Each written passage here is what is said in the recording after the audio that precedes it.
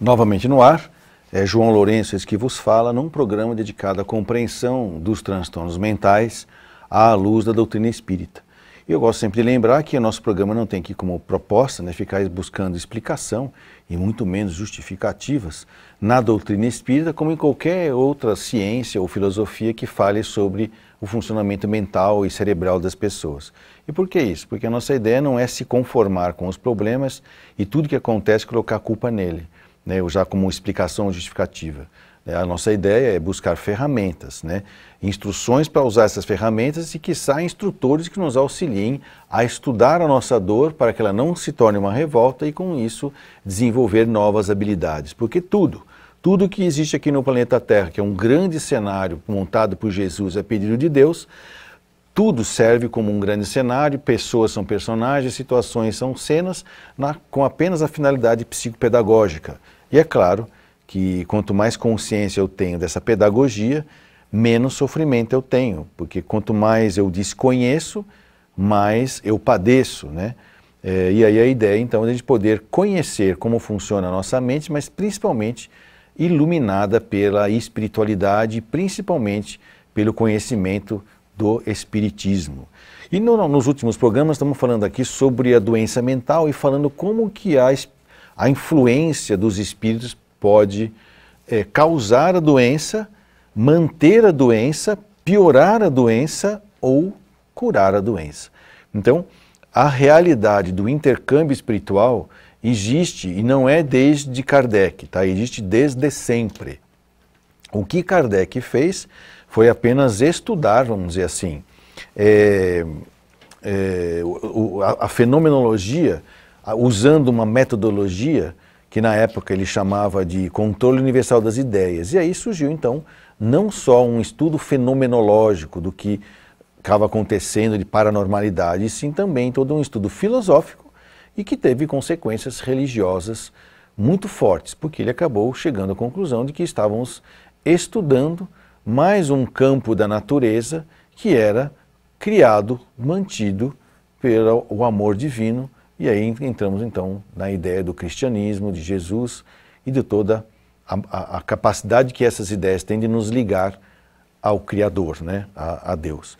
E aí, vamos dizer assim, como isso não é um privilégio do Espiritismo, os fenômenos paranormais existem desde sempre, vamos dizer assim, em muitos momentos, mesmo os homens da ciência esbarraram nisso, e tiveram que negar isso em função das suas propostas materialistas. Algumas propostas não eram materialistas, como por exemplo do Freud, que estudava o inconsciente, o id, o ego, o superego, o inconsciente, o subconsciente, o consciente, São instâncias psíquicas em que ele chamou de aparelho psíquico, porque ele era neurologista, então ele falou, se existe o aparelho gástrico, se existe o aparelho digestivo, o aparelho respiratório, por que não o aparelho psíquico? Então no modelo médico ele criou o aparelho psíquico. E com isso ele inventou uma maneira de você ver como é que funciona a nossa mente. E até hoje ninguém provou que isso existe, mas é tão evidente os efeitos que a causa, não sendo material, não tira a sua autoridade. Foi nesse sentido, então, que ele, nessa invenção, vamos dizer assim, do aparelho psíquico, acabou, em alguns momentos, como ele já estava inventando, vamos dizer assim, algo muito novo e praticamente pouco aceitável, já que ele até foi expulso da universidade onde ele trabalhava por causa dessas ideias mirabolantes dele, vamos dizer assim, que surgiu, vamos dizer assim, a questão de estar provando ou não a existência, vamos dizer assim, dos espíritos, vamos dizer assim, ou da existência da vida após a vida. Durante esse processo em que Freud estava provando ou tentando demonstrar o seu aparelho psíquico, que é a sua teoria da psicanálise, ele se deparou com muitos pacientes que manifestaram mediunicamente na frente dele.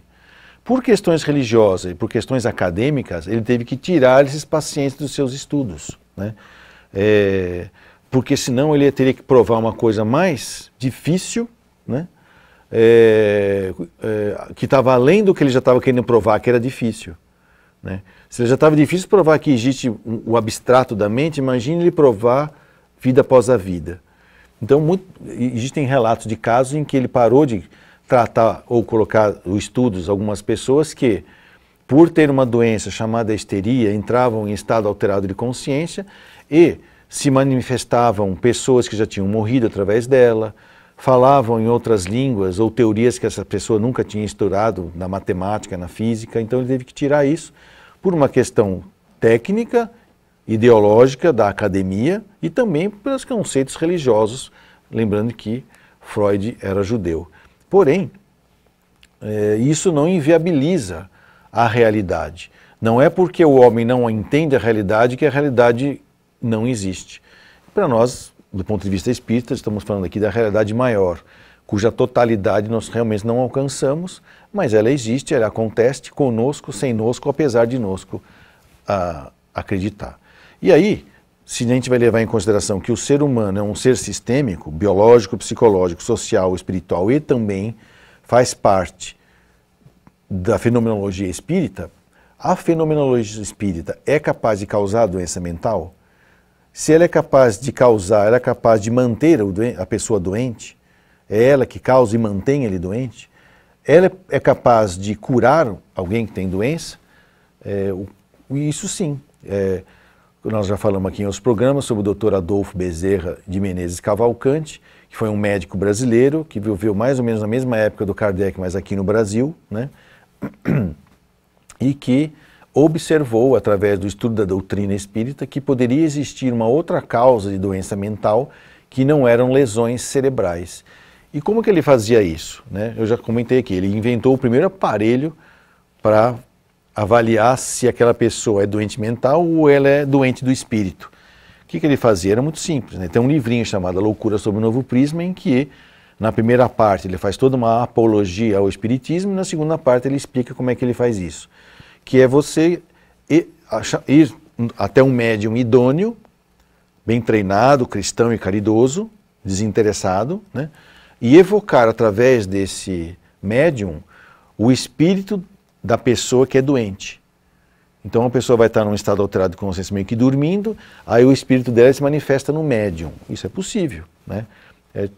Dão até outro nome para isso na psicologia, esqueci o nome, que é transmutação, esqueci o nome. E aí, o que você vai fazer? Se você for conversar com o espírito e ele tiver consciente, eutímico, conversando adequadamente, com crítica da sua situação, lamentando inclusive o que está acontecendo com ele, significa então que o espírito está bom, né? A mente do espírito é normal, mas quando ela vai se manifestar pelo corpo dele, que está doente, não consegue, então o cara realmente tem uma doença física. O espírito está bom, mas o corpo não deixa manifestar a sua integridade mental através de um corpo doente. Agora, se você evocar o espírito do doente e ele se manifestar perturbado, ou se manifestar nele um obsessor, então provavelmente a doença dele não é física. Mas aí vem a pergunta, né? O processo obsessivo pode lesar o cérebro? Pode, né? Não é de uma hora para outra. O Dr. Bezerra de Menezes mesmo teve um filho que ficou doente e ele sabidamente era por um processo obsessivo e ficou longos anos doente. Até, claro, que com a desobsessão, o obsessor era do Bezerra, só que atacava o filho dele, né?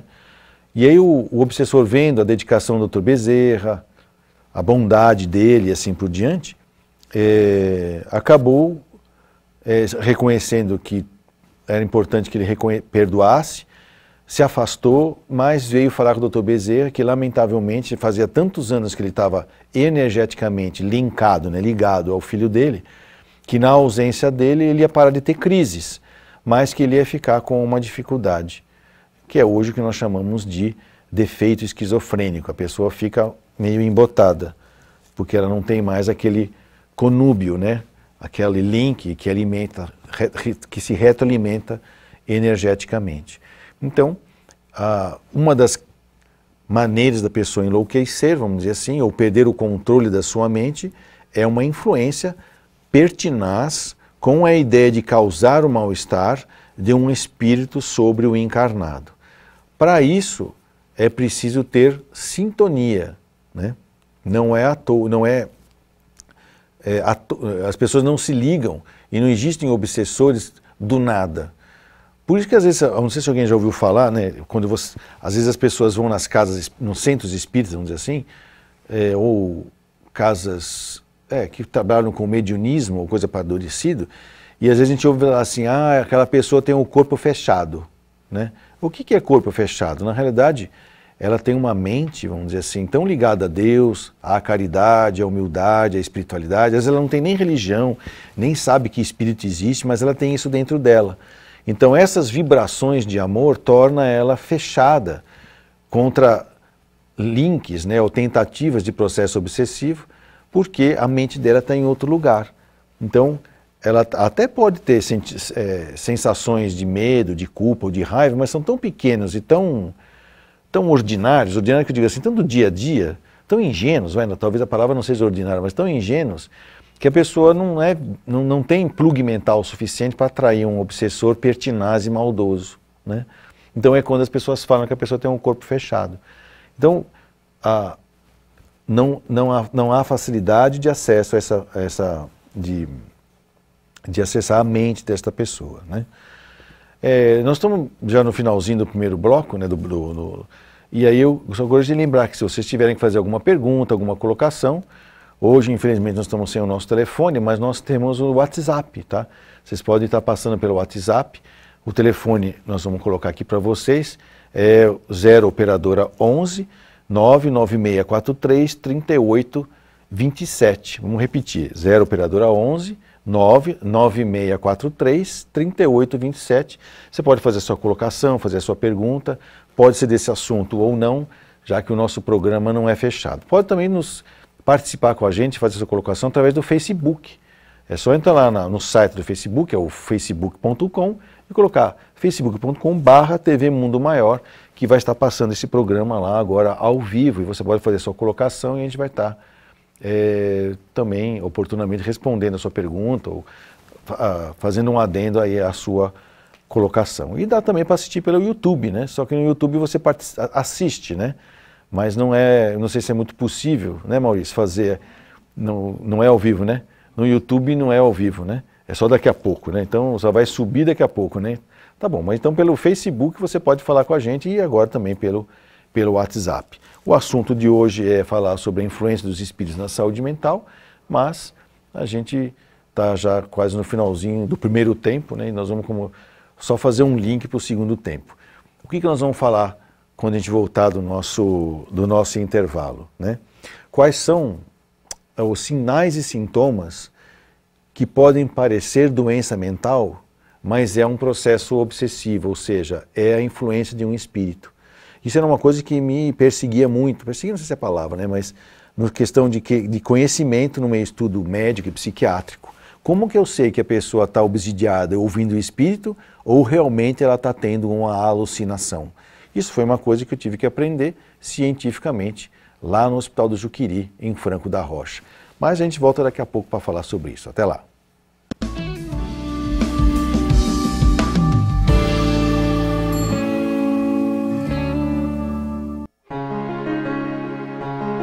Nós convidamos você a pensar sobre duas frases que se encontram no Evangelho. Na primeira, Jesus diz: vós sois a luz do mundo. O Espiritismo traz luz para a sua vida? Se você respondeu sim, então pense nessa segunda frase. Ilumina a todos os que se encontram na casa. Ilumine a casa mental da humanidade com a campanha Espiritoteca. Entregue páginas de luz. Serão 20 mil livros espíritas entregues onde pessoas precisam de iluminação. A partir de R$ 12,00, você patrocina a entrega de livros em hospitais, presídios, locais públicos e até na montagem de bibliotecas em centros espíritas. Os livros serão entregues pelos padrinhos da campanha, os comunicadores William Sanches, Adão Nonato, João Lourenço e o Franklin do programa Mutirão.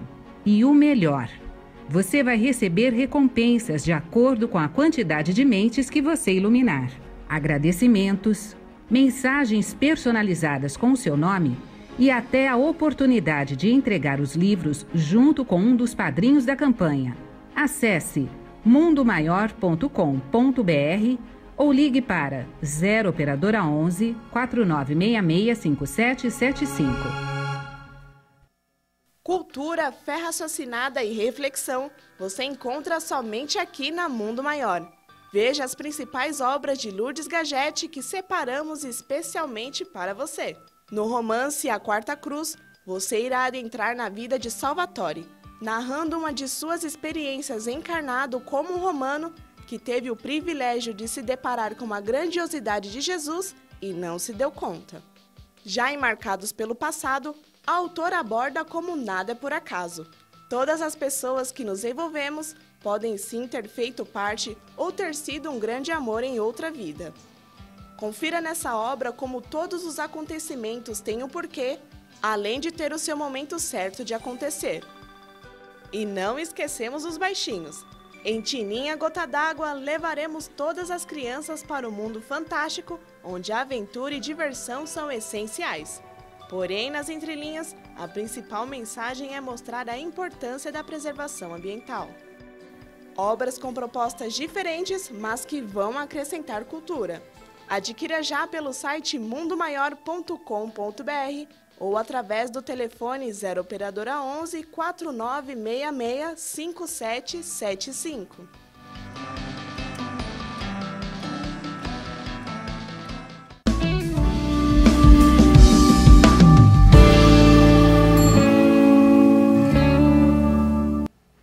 Novamente no ar, estamos falando aqui sobre a influência dos espíritos ou do processo obsessivo e como que ele pode causar sintomas e sinais nas pessoas do ponto de vista de saúde mental e isso ser confundido com doença mental, né? Cabe a gente entender algumas coisas no sentido do funcionamento do nosso cérebro, né? Primeiro, o que nós chamamos na psiquiatria de distúrbios da senso-percepção, né? O que é senso-percepção? Quem percebe as coisas é o cérebro.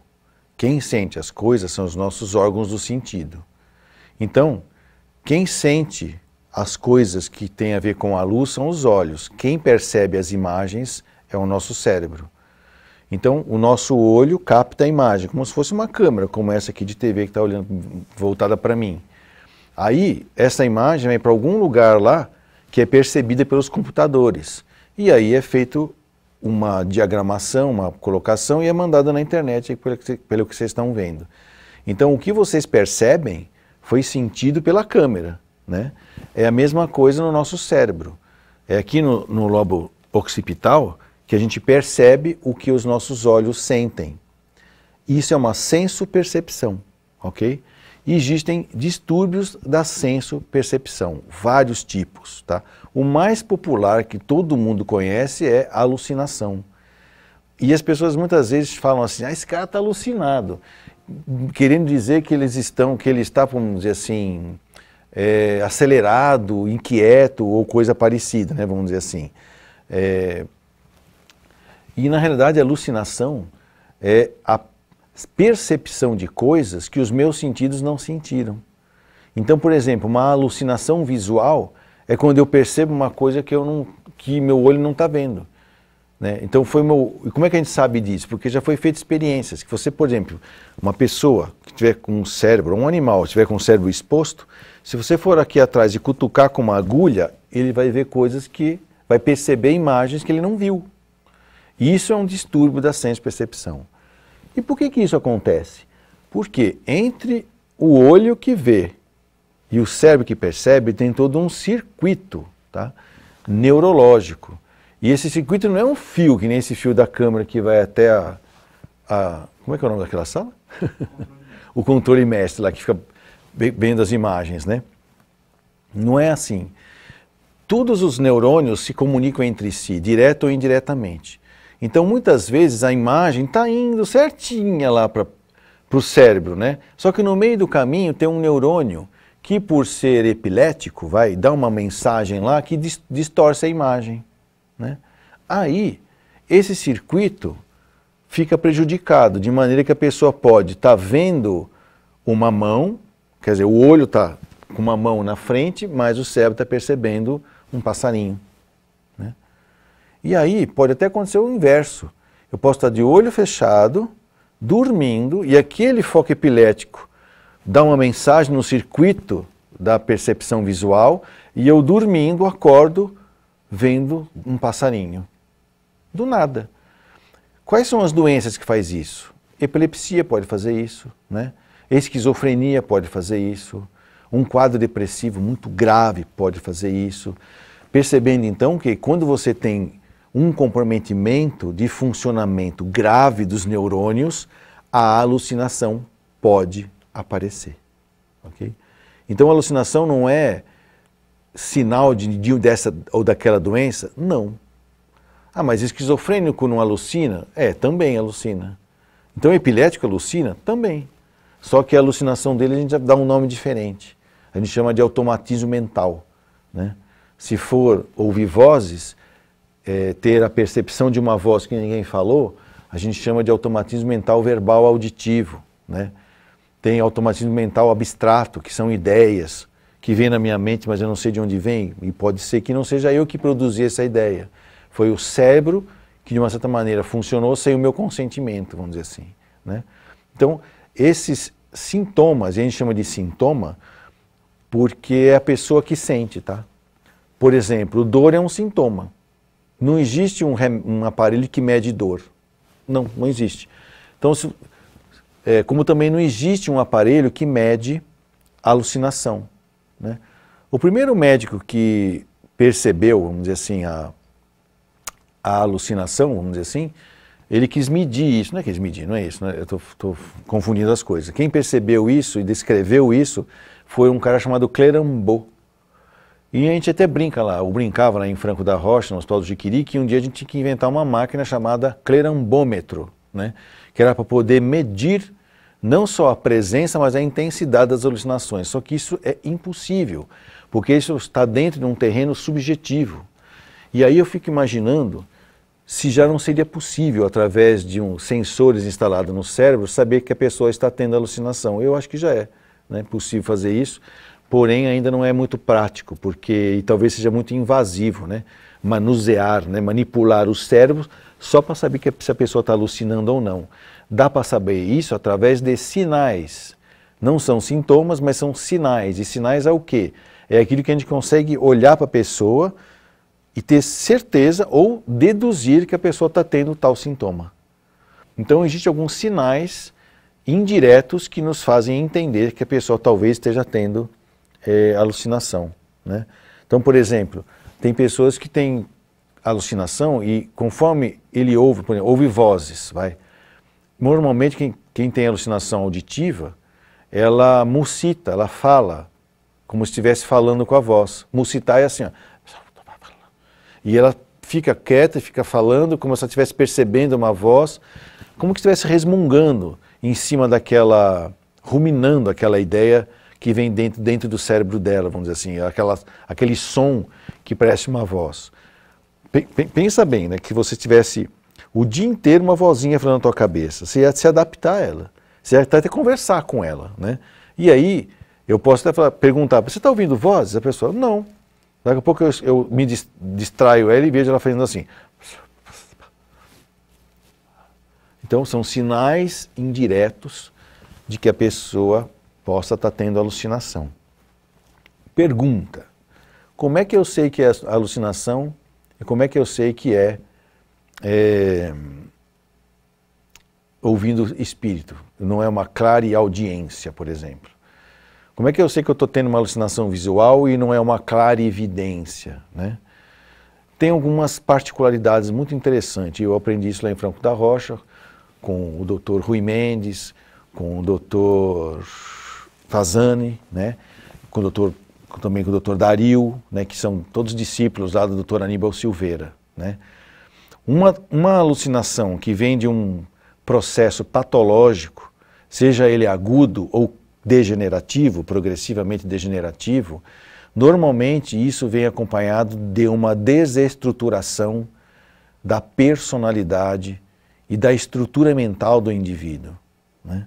Enquanto que a alucinação, apesar de causar, enquanto que a percepção extrasensorial, enquanto a clareaudiência ou a clarividência causa uma certa estranheza, até um certo medo ou pavor, mas não desestrutura a pessoa, né? Não, ela dá para perceber que o trabalho mental dela ainda está íntegro e funcionando, porém percebendo algo muito inusitado, que causa estranheza, mal-estar, causa angústia, ansiedade, reações emocionais menores, ou seja, não é uma síndrome de desagregação mental, não desagrega a mente da pessoa. Muito pelo contrário. É como a gente fala brincando, né? O pessoal fala assim, mas o Chico Xavier tinha alucinação. Ele ouvia a voz. Eu falei, puxa, eu queria ter a alucinação dele, né? A alucinação dele chama-se Emmanuel, né? E era uma alucinação tão boa, né? Que tinha sistema, tinha método, tinha rotina, né? Falava coisa com coisas de Deus, pedia disciplina, né? A alucinação não é assim, né? Não é uma voz me dando informações que são cabíveis, perceptíveis da realidade. Causa estranheza, né? Pode causar até um pouco de medo, porque é novo e inusitado. Você começa a perceber que aquilo, em vez de te desestruturar ou de causar uma desagregação mental, ou seja, o aparelho psíquico se desagrega com a alucinação. Por quê? Porque é um problema neurológico. É o cérebro degenerando, causando um monte de informações equivocadas, entre elas alucinações auditivas, visuais, tem alucinação olfativa, né? Por exemplo, tem pessoas que têm na mediunidade, sente cheiro de cigarro ou de cachimbo e ela identifica, é o preto velho que está aqui comigo. É assim que ele faz perceber que ele está presente, que o preto velho está presente, né? Às vezes sente cheiros ruins, né? Cheiro de coisa podre ou de carne em apodrecimento, dando a entender que provavelmente pode ser.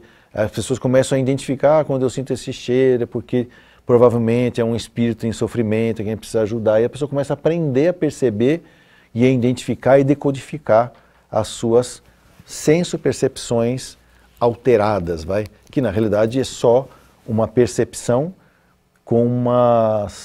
através de uma sensação que não vem dos órgãos. Então é o que nós chamamos de sexto sentido. Agora,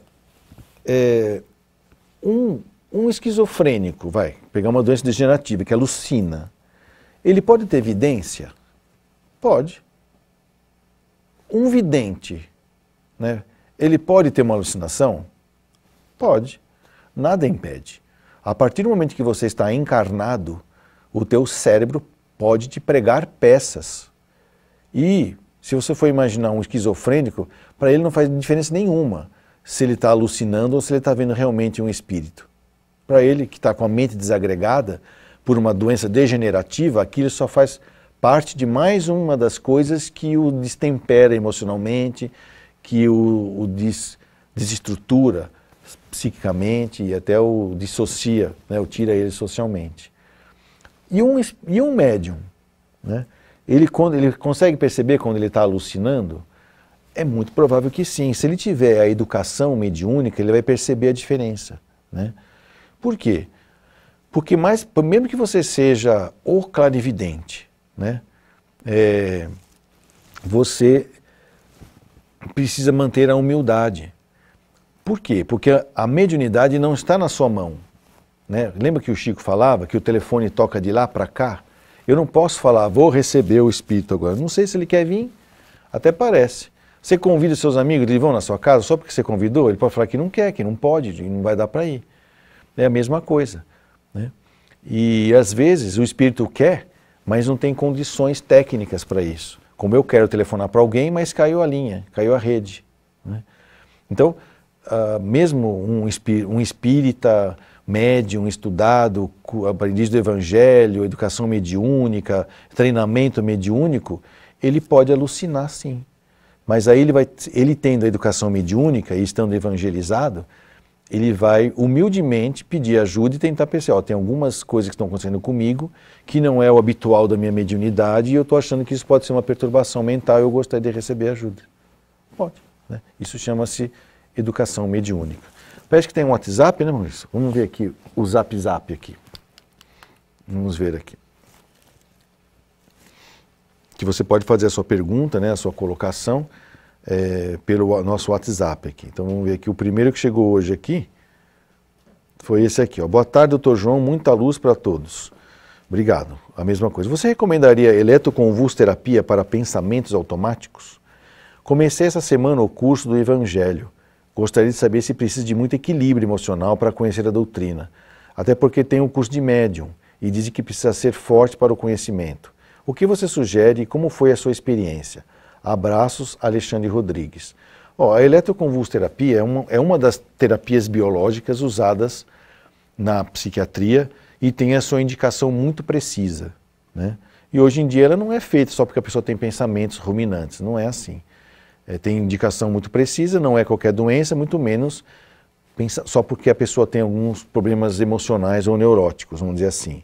Então a gente não faria isso para pensamentos automáticos, né? Em relação a ter equilíbrio, eu acho que é o contrário, tá? Se você se sente desequilibrado, estudar a doutrina espírita, principalmente através primeiro o Evangelho, depois a mediunidade, isso vai lhe trazer equilíbrio. A parte prática mediúnica é que pode a gente questionar em função de algum desequilíbrio prévio que a pessoa possa vir a ter. Por isso que as pessoas antigamente falavam que quem vai para o espiritismo fica louco, né? Não é verdade. Claro que qualquer pessoa que tiver alguma sensibilidade e passar por algum esquema de estresse físico ou emocional pode enlouquecer. E treinar a mediunidade é um estresse físico e emocional como outro qualquer. Aí é que eu estava falando agora antes aqui. Se eu perceber que eu estou tendo algum problema, seja honesto consigo mesmo, humildemente pede ajuda e às vezes pode ser que você seja afastado definitivamente ou momentaneamente das práticas mediúnicas. Agora, eu só consigo servir a Deus sendo médium? Claro que não. É que eu acho que existe uma certa tendência nossa, posso falar de mim, de querer ser...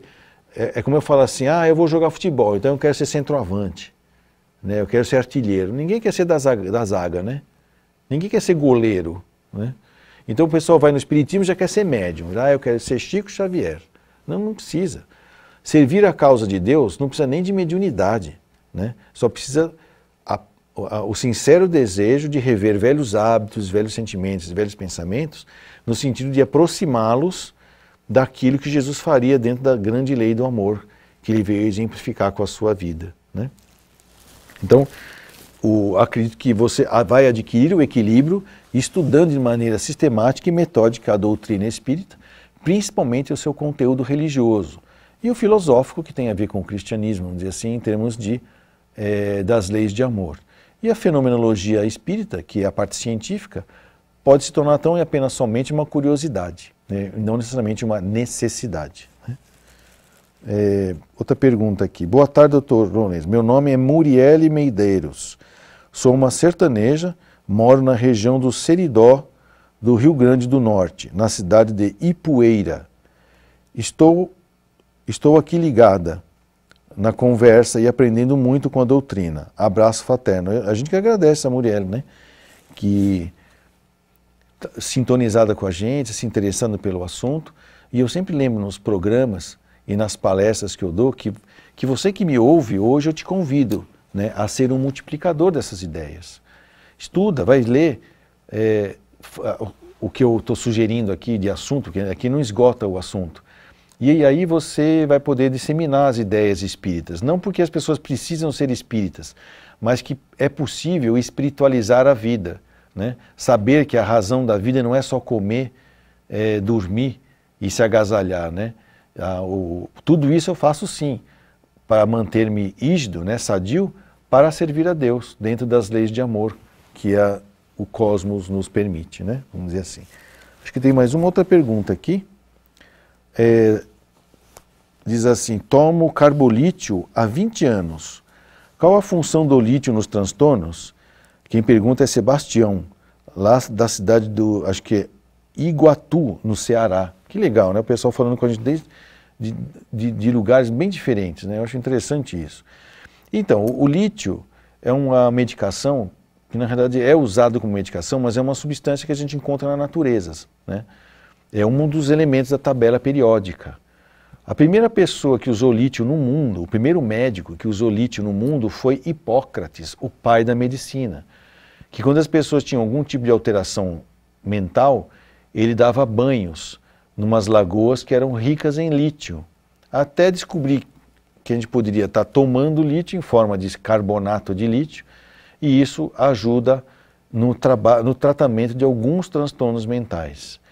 Hoje o lítio ele é um remédio consagrado na psiquiatria, extremamente útil e eficaz, e ajuda muito nos transtornos do humor, principalmente nos quadros de mania e depressão, incluindo ideações de suicídio, né? Então, o último simpósio que eu fiz sobre suicídio lá na USP, no Instituto de Psiquiatria da USP, falou-se muito do lítio. E se existisse ainda algum tipo de preconceito em usar isso, eliminou totalmente nas pessoas, em função do quanto ele ajuda, né, em termos de tratamento, de recuperação e de manutenção da saúde mental das pessoas. E lembrando que lítio não é um remédio feito em laboratório, ele é retirado da natureza. Tem efeitos colaterais, tem efeitos a curto prazo e a longo prazo, mas tudo isso a gente estuda, observa antes de prescrever e depois que prescreve, para ver se a pessoa está tendo mais benefícios do que efeitos colaterais do remédio. E às vezes não tem efeito colateral nenhum, a pessoa fica simplesmente boa, né? E uma outra pergunta aqui, boa tarde, doutor João. Então, o risco de ter um problema de saúde mental devido aos espíritos obsessores é grande? Correto? Agora, a dúvida é, aonde ficam os espíritos protetores de luz? Pois nós, seres humanos, estamos muito vulneráveis a eles, não é?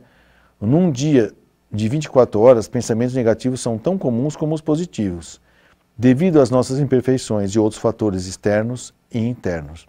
Então, é uma coisa interessante que ele falou, tá? Não existem só espíritos obsessores, tá? Existem espíritos de luz, mentores, amigos, cuidadores, né? Que estão sempre junto conosco, né? O risco de um espírito se influenciar a minha vida é constante, total e absoluto. Do mesmo jeito que o risco é constante, total e absoluto, de eu pegar uma infecção na minha mão, de uma bactéria entrar aqui. E por que ela não entra? Porque eu lavo ela, né? Corto a unha, faço a minha higiene. Então, do ponto de vista espiritual, é a mesma coisa, né? Quando a gente descobre, vamos dizer assim, que a gente pode fazer a nossa higiene mental e plugar a nossa mente numa instância psíquica maior, fica mais difícil o assédio de espíritos. Eles até vêm, tá? Eu sofro assédio o tempo todo. Quando eu percebo, em vez de eu fico até perturbado, fico chateado, fico irritado, tudo que todo mundo sempre sente. A diferença é que, por eu conhecer os mecanismos de obsessão e desobsessão e por também ter a mediunidade, eu acabo, de uma certa maneira, sendo usado como padiola. Sabe o que é padiola? Padioleiro, aquelas macas de levar paciente em hospitais de campanha. Eu falo que eu sou padioleiro de espíritos que estão precisando de ajuda e eu aceito. Aprendo a gerenciar o meu mal-estar. Às vezes não dá certo, às vezes eu fico mal, preciso pedir ajuda, levantar a mão lá na federação, eu preciso ir para o P5, que é o auxílio espiritual. E aí, por que acontece isso? Porque eu deixei, por algum motivo, baixar o meu nível vibratório. Porque todos nós somos suscetíveis, né? Todos nós estamos aqui buscando o equilíbrio dinâmico das nossas vidas. Então, não fique preocupado, tá? Não existem só espíritos obsessores, tá? Existem mentores e eles estão sempre prontos e dispostos a nos ajudar assim que você, vira a sua sintonia para eles. O programa novamente se encerra aqui, a gente agradece a Deus pela oportunidade da palavra e que nós possamos estar aqui a semana que vem para mais um programa novamente. Até lá!